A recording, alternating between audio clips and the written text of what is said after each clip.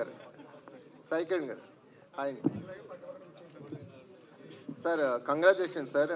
మనకి మసూదా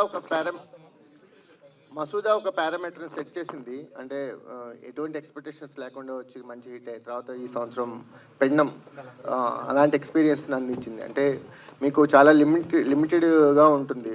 మాకు horror movies చేసేటప్పుడు ఆడియన్స్ లిమిటెడ్గా ఉంటారు, బడ్జెట్స్ లిమిటెడ్గా ఉంటాయి. కానీ ఈ లిమిటెడ్ అనే దాంట్లోనే అన్లిమిటెడ్ సక్సెస్ని మీరు అందుకోగలిగారు. సో మీడియా వైపు నుంచి కానీ ఆడియన్స్ వైపు నుంచి కానీ day by day, show by show response పెరుగుతుంది. మీడియా ఈ మధ్య కాలంలో ఒక చిన్న సినిమా కింద సపోర్ట్ చేయడం చూసాం, రివ్యూస్ పరంగా కానీ వీటి పరంగా కానీ. యాజ్ ఏ డెబ్యూ డైరెక్టర్గా ఎలా ఫీల్ అవుతుంది? థ్యాంక్ యూ సో మచ్ అండి, thank you for your words. చాలా హ్యాపీగా ఉందండి. నేను ముందే అనుకున్నాను this film is not for everybody. So ఎవరైతే టార్గెట్ ఆడియన్స్ ఉన్నారో వాళ్ళు ఎంజాయ్ చేస్తున్నారు, విపరీతంగా ఎంజాయ్ చేస్తున్నారు. హౌస్ఫుల్స్ అవుతున్నాయి, థియేటర్లో అరుపులు, చాలా బాగుంది. And especially thanks to media అండి. మీ అందరూ చాలా సపోర్ట్ చేసి ఈ లెవెల్కి తీసుకొచ్చారు మా సినిమాని. Thank you so much. ఈ వీక్ కూడా ఇలానే షోస్ పెరుగుతూ ఉంటాయని అనుకుంటున్నాను. చాలా హ్యాపీగా ఉన్నారు. Thank you. శ్రీరామ్ గారు, సో ఒక సోలో సక్సెస్ అనుకున్నారు చాలా కాలం తర్వాత. సార్ ఒక టీమ్ సక్సెస్ సార్. నిజంగా నాకు ఇట్స్ ఫస్ట్ సక్సెస్. ఇండివిజువల్గా ఒక సినిమాలో అంటే సపోర్టివ్ రోల్స్, క్యామియోస్ తెలుగులో ఇవే అనమాట. ఒకరికొకరు, తర్వాత పోలీస్ దాని తర్వాత ఇదే sir. It's the only film. Long gap తర్వాత భయపెడుతూ విజయాన్ని అందుకున్నారు. సో ఎలాంటి కేకతోటి సార్ ఉన్నారు? అంటే దీనికోసం కాసుకొని ఉన్నాం సార్. సో అవకాశం దొరికేటప్పుడు లోపల నుంచి ఒక కసి ఉంటుంది కదా, అండ్ అది అన్నీ సార్ ఇన్నేళ్ళు దీనికోసమే కాసుకొని ఉండడం. దాని తర్వాత ఎక్కడి నుంచి బయలుదేరాం అక్కడే మనం ఇది చేయలేకపోతున్నామన్న ఒక లోతు ఉంది సార్. అండ్ ఆ ఒక కంప్లీషన్ ఈరోజు దొరికింది. Great satisfaction sir. అదే చెప్పాను కదా సార్, నిన్న చాలా రోజుల తర్వాత ఫ్యామిలీతో కూర్చొని ప్రశాంతంగా భోజనం చేశాను sir. It was very nice feeling sir. Thank you so much for the success to entire పిండం టీమ్ అండ్ మీడియా. యశ్వంత్ గారు, ఫస్ట్ ఆఫ్ ఆల్ కంగ్రాట్స్ అండి. Thank you. చాలామంది చెప్తుంది ఏంటంటే సినిమా చాలా బాగుంది, అయితే ఇంకా సోలో రిలీజ్ అయ్యి ఉంటే ఇంకాస్త ముందుగా వచ్చి ఉంటే సెకండ్ వీకెండ్ కూడా ఇంకా లాంగ్ రన్ బాగా పడేది సినిమా. బట్ ఈ వీకెండ్ వచ్చేసరికి సలారు, డంకీ లాంటి పెద్ద సినిమాలు వస్తాయి కదా అని చెప్పి అంటున్నారు. దానికి మీ రియాక్షన్? అంటే యాక్చువల్లీ మేము అనుకున్న డేట్స్లో ఇది one of the best date అనిపించిందండి. అంటే మా మూవీకి మేము అట్లీస్ట్ 6 to ఆడియన్స్కి రీచ్ అయితే చాలు అనుకున్నాను. బట్ ఆడియన్స్కి రీచ్ అయిపోయింది. బట్ నెక్స్ట్ వీక్ కూడా మా మూవీ రన్ అవుతుందండి. యాక్చువల్లీ సలార్తో పాటు హోల్డ్ చేయొచ్చు. ఎన్ని థియేటర్స్ వరకు హోల్డ్ చేయొచ్చు? మ్యాక్సిమం హోల్డ్ చేస్తామండి. మ్యాక్సిమం ట్రై చేస్తున్నాం హోల్డ్ చేయడానికి. అండ్ సెకండ్ ప్రాజెక్ట్ కూడా అనౌన్స్ చేశారు కదా, హీరో ఎవరో చెప్పేస్తే? హీరో కథ ఫినిష్ అయిన తర్వాత దాన్ని బట్టి చెప్తానండి. డైరెక్టర్ అనౌన్స్ చేసాం కదా హీరోని. యశ్వంత్ గారు, ఈ సినిమా 36 daysలో చేశానని అన్నారు. ఇది కాంప్లిమెంట్ అనుకోవచ్చా, నెక్స్ట్ సినిమాకి ప్రెషర్ అనుకోవచ్చా ఆయనకి? ప్రెజర్ ఏం లేదండి. ప్రెజర్ ఉంటే స్టార్టింగ్ నుంచి ఉండేది కదా. Is very cool guy. So ఈ సినిమా 36 daysలో పొలిటికల్ అన్నారు కదా, మళ్ళీ 20 రోజుల్లో తీయమంటారేమో అని భయం. లేదు లేదు లేదు, అట్లా కాదు. Actually I just told it as a compliment. 36 daysలో అవుట్పుట్ అంతా కంప్లీట్. జనరల్గా 40 రోజులు చేయమన్నారు, 40-45 రోజుల్లో. ఆయన వచ్చి 30. మాకు 44 days ఉండే schedule, 44-45, but he did it in 36 days. Hero గారు, చాలా రోజుల తర్వాత ఫ్యామిలీతో భోజనం చేసిన అన్నారు. మరి ఇప్పుడు ఇంకా ఈ టీంతో భోజనం చేసి ఇప్పుడు ఈ సినిమాలకు మళ్ళీ రెమ్యునరేషన్ ఏమైనా పెంచుతున్నారా, లేదంటే మీ యాటిట్యూడ్లో ఏమైనా తేడా వస్తుందా ఈ సినిమా? సార్ నేను అదే చెప్పాను కదా సార్, పోయినసారి ఒక ఫంక్షన్ ప్రెస్ మీట్లో చెప్పాను కదా సార్, ఎక్స్ట్రా డేస్కి సార్ ఏదైనా ఇవ్వాలా అని అడిగారు. మీరు అడిగిందే నాకు ఏదో పెద్ద బహుమతి ఇచ్చేసినట్టు అనిపించింది. ఇండస్ట్రీలో ఎవరు అలా అడగలేదు, ఫస్ట్ టైం అడిగారు. అదే పెద్ద ఒక బోనస్ లాగా అనిపించింది. అండ్ డబ్బుల గురించి కాదు sir, always sometimes it's about quality of work sir. So that makes a lot of difference ఒక పాయింట్ తర్వాత. ఎందుకంటే నేను రైట్ ఫ్రమ్ స్క్రాచ్ నుంచి వచ్చాను. నా మొదటి జీతం వచ్చి 750 రూపాయలు సార్. సో నేను ప్రతి చోట పనిచేశాను. నేను పెట్రోల్ బంక్లో కూడా పనిచేశాను, కేటరింగ్లో కూడా పనిచేశాను. So I have seen everything. So what ever is right now is just bonus for me. Yashwant గారు, ఈ మూవీ రిలీజ్కి ముందు ఓటీటీ నుంచి మంచి భారీ ఆఫర్ వచ్చినా కానీ థియేట్రికల్కే వెళ్ళాలని ఒక నిర్ణయం తీసుకున్నారు. అవునండి. సో అది రిస్క్ అనిపించలేదా? లేదండి, యాక్చువల్లీ మేమంతా ఒక team. Actually as I told before, నేను కానీ మా డైరెక్టర్ కానీ మా కోడ్ ప్రొడ్యూసర్ మేమంతా ఫ్రెండ్స్. మా స్ట్రాంగ్ డెసిషన్ ఏంటంటే ఇది మేమందరం కూర్చొని మాట్లాడుకొని ఇది కంప్లీట్గా ఇది థియేటర్కి వెళ్ళాల్సిన సినిమానే, whatever it is will face, ఏదైతే అది అవుతుంది, మనం ఫేస్ చేద్దామని మేము డెసిషన్ తీసుకొని we came back here. But audience proved we are correct. అంటే ఫస్ట్ సినిమానే కదా, సేఫ్ గేమ్ ఆడాలనిపించలేదా అంటే? ఆ సేఫ్ గేమ్ కంటే కూడా ఇంత మంచి సినిమా థియేటర్కి వెళ్ళి ఆడియన్స్ చూస్తే బాగుంటుంది అనిపించింది. అంటే ఇది నా ఒక్క డెసిషన్ కాదు, చెప్పాను కదా, నాది, మా డైరెక్టర్ది అండ్ కో ప్రొడ్యూసర్. ఏదైతే అది అవుతుంది, will let's be on our gut feeling అన్నట్టు we went for the theatres. Pindam 2 ఎప్పుడండి? డైరెక్టర్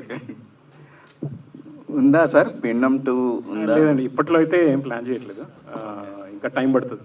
ఎప్పుడైతే బ్యానర్కి డబ్బులు అవసరమో అప్పుడు తీస్తాం.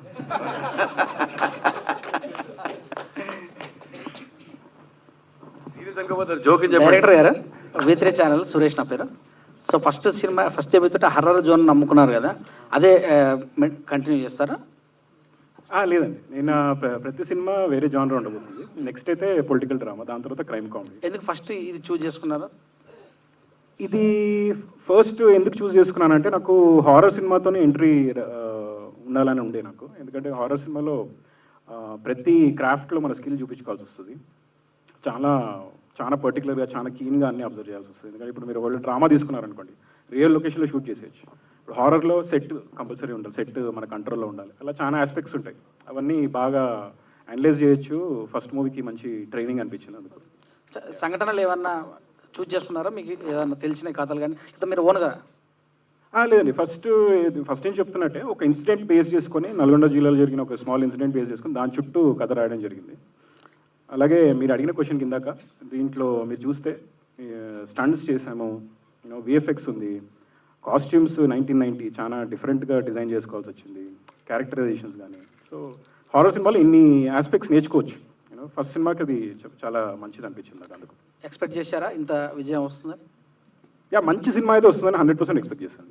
100%. స్క్రిప్ట్ స్టేజెస్ నుంచే తెలుసు నాకు, కవి సిద్ధార్థ్ గారికి అప్పటి నుంచే ఫుల్ కాన్ఫిడెన్స్ ఉంటాయి. బట్ నాకు ముందే తెలుసు ఈ story it's a theatrical experience. So మీరు ఇందాక అన్నట్టు ఓటీటీకి ఎందుకు ఇవ్వలేదంటే, ఫస్ట్ మంచి ఆఫర్ వచ్చినా కానీ వీఆర్ వెరీ కాన్ఫిడెంట్ థియేటర్లోనే ఎంజాయ్ చేస్తారు ఈ సినిమా ఎక్కువ. సో మళ్ళీ హీరో తోటి ఏమైనా చూడొచ్చా మీ డైరెక్షన్లో? తప్పకుండా అండి. Is going to do very intense and powerful character. You'll know very soon. Hero గారు సో చాలా గ్లామర్గా ఉన్నారు అప్పటికి ఇప్పటికి. ఇలా మీద గెలికి అలా మాటలు తీసుకొస్తేనే మనకేంటో తెలుస్తుంది. మళ్ళీ మీరు కొత్త కథలు ఏమైనా చూస్తున్నారా? అవును సార్, రేపు యాక్చువల్లీ ఇక్కడ నుంచి షూటింగ్కే బయలుదేరాలి సార్. అక్కడ రాజేంద్ర ప్రసాద్ గారితో కొన్ని సన్నివేశాలు ఉన్నాయి. సో భయపెట్టే క్యారెక్టర్స్ ఎక్కువ చేస్తున్నారు మీరు. లేదు సార్, అలా ఏం లేదు సార్. దిస్ వన్ అలా అంటున్నారా? ప్రేమలో పడాలండి, కానీ అలాంటి కథలు రావాలి. నెక్స్ట్ కూడా ఒక థ్రిల్లర్, దాని తర్వాత ఐ థింక్ సంథింగ్ ఎల్స్, ఇంకోటి ఒక ఇంటెన్స్ రివెంజ్ డ్రామా, అన్నీ కొన్ని వేరే వేరే జానర్స్లో ఉన్నాయి. తప్పకుండా మీరు సాయి కిరణ్ గారు కూడా చూసారంటే, హారర్ తర్వాత ఈ doesn't want to another horror. ఆయన ఒక పొలిటికల్ డ్రామాని వెళ్ళారు. అందరూ వేరే వేరే జానర్స్ ట్రై చేయాలనుకుంటారు. నాకు దీనిలో previous was a failure. So నాకేంటంటే this should be a success అనుకున్నాం. సో నౌ టిక్ అయిపోయింది horror. So not horror for some time. So first 700 తీసుకున్న రెమ్యునేషన్, మరి ఇప్పుడు ఎంతో చెప్పలేదు ఆ విషయం. 750 అది సార్, అది టెలివిజన్ సార్. ఇప్పుడా మీరు ఏదైనా మంచి లెక్క వేసేయండి. పెద్దగా వేసేయండి sir. Hi Sriram sir. Hi sir. Congratulations. Thank you so much sir. Thank you so sir, అయితే other night I was watching Prithviraj, Malayalam star Prithviraj interviews అనమాట. సో ఆయన సలార్ డెబ్యూ ఫిల్మ్ అనుకుంటారు అందరూ, but Police is his debut Telugu film actually. Yeah Police. Yeah. In fact I introduce him. So ఆయన ఇంటర్వ్యూలో కూడా చెప్పారు, శ్రీకాంత్తో కలిసి సినిమా చేస్తా అని చెప్పి నేను ఒక నేషనల్ లెవెల్ ఇంటర్వ్యూలో చెప్పారు.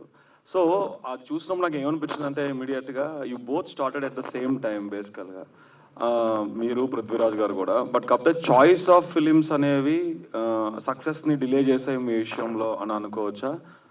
లేదంటే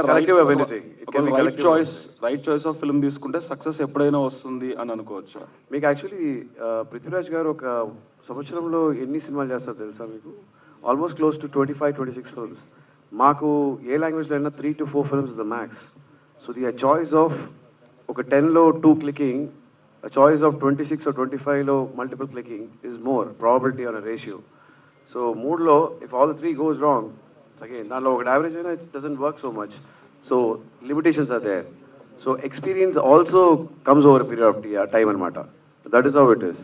and in fact he is actually 4-5 years younger than me as well. But is talented. In fact Police చేసేటప్పుడు వీ ట్రేడెడ్ యాజ్ డబ్బులతో కాదు, నేను నీకోసం ఇప్పుడు చేస్తాను, నేను అడిగేటప్పుడు నువ్వు చేయాలన్నారు. నేను అలానే ఆయన మలయాళంలో విలన్గా చేశాను, ఆయన తెలుగులో నాకు విలన్గా చేశారు. So you telling me it can be mixture of both collective. I'm not saying, I'm not blaming anything on everybody. It's also me choice. Yeah. Cool, sir. Hope you will carry this streak. But I will not leave experimenting. I did experiment దాని వల్ల కొన్ని తప్పులే, but doesn't mean that you should give up experimenting, right? Yes. Horror also was one that. Now it's one. I have to beat few more. I will. Good, sir. All the best. Thank Sai you. Kiran Dayal. Sai Kiran garu, hi.